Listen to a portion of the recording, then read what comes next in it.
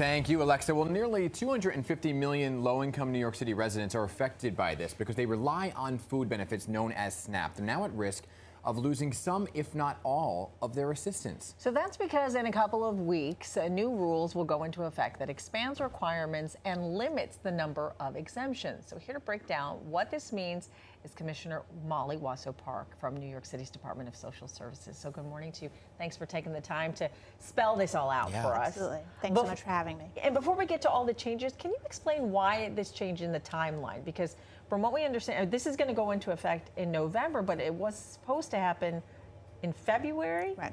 So let me take a little bit of a step back and explain what it is that we are talking about. So SNAP is formerly known as food stamps, right? Emergency food assistance. There have been work requirements for categories of recipients known as able-bodied adults without dependents on the books for a long time. But in New York State, like in many other places, those requirements have been waived. In H.R. 1, the Reconciliation Act, there was significant limitations of future waivers. So we were planning for implementation when New York State's waiver expired at the end of February. Okay. What we received notice of just about a week and a half ago from the U.S. Department of Agriculture, which administers SNAP, is that they had rescinded our existing waiver, which means that those requirements go into effect at the beginning of November. It's kind of remarkable. The federal government took 3 months to issue a 4-page guidance and is giving us 30 days to implement these significant new requirements. So the new requirements mean that you have to provide more documentation, and there's a bit of a change in the age requirement as well. So kind of walk us through some of the changes. Yeah, absolutely. So the universe of people who are now going to need to work in order to receive their food benefits are people ages 18 to 64, that used to cap out at 54. Yeah. Who don't have a documented disability and who don't have a child under the age of 14 in their household. And those people, which is a total of about 240,000 New Yorkers, are going to need to work at least 80 hours a month in order to qualify for food assistance. Okay, and they used to be exempt. They used, so because we had a waiver, nobody was subject to that particular set of work requirements. The age range of 54 to 64 was never covered by these requirements, so H.R. 1 significantly expanded the age range. There's also some additional categories. Previously, people experiencing homelessness, youth aging out of foster care, and veterans were exempt from the work requirements. They are now all covered as well. Okay. And now the city and the state have to pay more? So that is an additional provision of H.R. 1. SNAP has always been a federal responsibility, something that we think is really important because the need for SNAP goes up when the economy is weaker. The federal government can finance costs on deficit. We can't do that here at the city or the state. Now there's going to be a sliding scale where costs are passed down to the state level, potentially to the local level.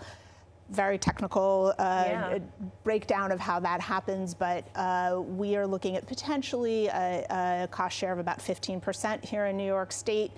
Just by way of context, New York City pays out about $5 billion a year worth of SNAP benefits, so 15% of that is $750 million. So it's very significant. Right. So I know it's technical, but that's a lot of money. It's a lot of money. And so where is it coming from?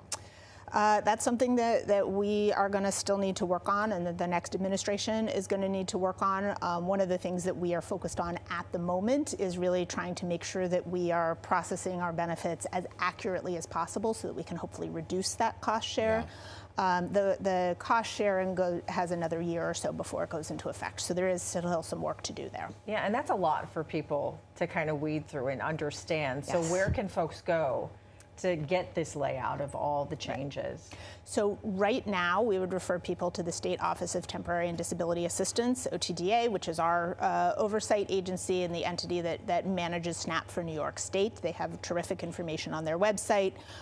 We will be adding information to our website and to Access HRA, which is the app where people can apply for benefits. So I'm sorry, we're almost out of time. I just want to ask you one question. For somebody who's listening and it says, okay, well, I'm on SNAP, I get SNAP benefits now, but I don't work that amount of hours. Are they without benefits come this date?